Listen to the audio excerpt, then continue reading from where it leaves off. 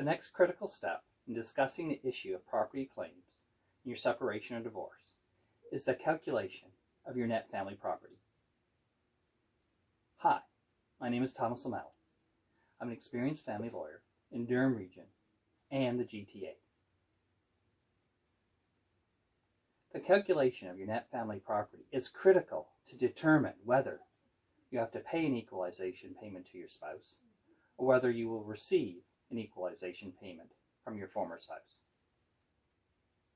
The Ontario Family Law Act defines net family property as the following. It's the value of all property set out in the Act that a spouse owns on the date of separation after deducting a spouse's debts and other liabilities, and the value of property other than a matrimonial home the spouse owned on the date of marriage after deducting the spouse's debts and other liabilities calculated as of the date of marriage. According to the Ontario Family Law Act, the value of the following property the spouse owns on the date of separation is excluded or does not form part of the spouse's net family property. This is really important to take into account. Property other than a matrimonial home that was acquired by gift or inheritance from a third party, such as an aunt or uncle, after the date of marriage.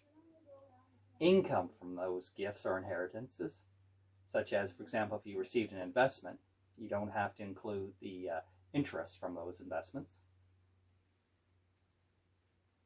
Next, any damages you receive from, for example, a personal injury case, any type of lawsuit in which you received monies that were personal to you or a settlement, those are excluded from your net family property.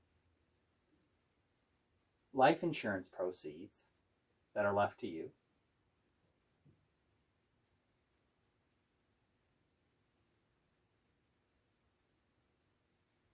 and any other property other than a matrimonial home that can be traced from the original investment is excluded as well.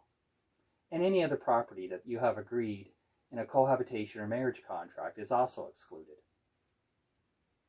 The calculation of a spouse's net family property really involves a four-step formula.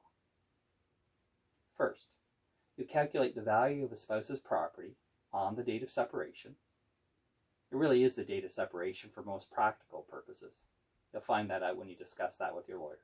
2, you deduct the value of all debts and liabilities of a spouse on the date of separation from the value of your property. 3, you deduct the value of all property other than a matrimonial home owned by a spouse on the date of marriage after deducting all debts and liabilities owed by the spouse on the date of marriage from the value of the spouse's property. And 4, you exclude the value of all the property that I just discussed, such as inheritances and gifts that you received during the marriage.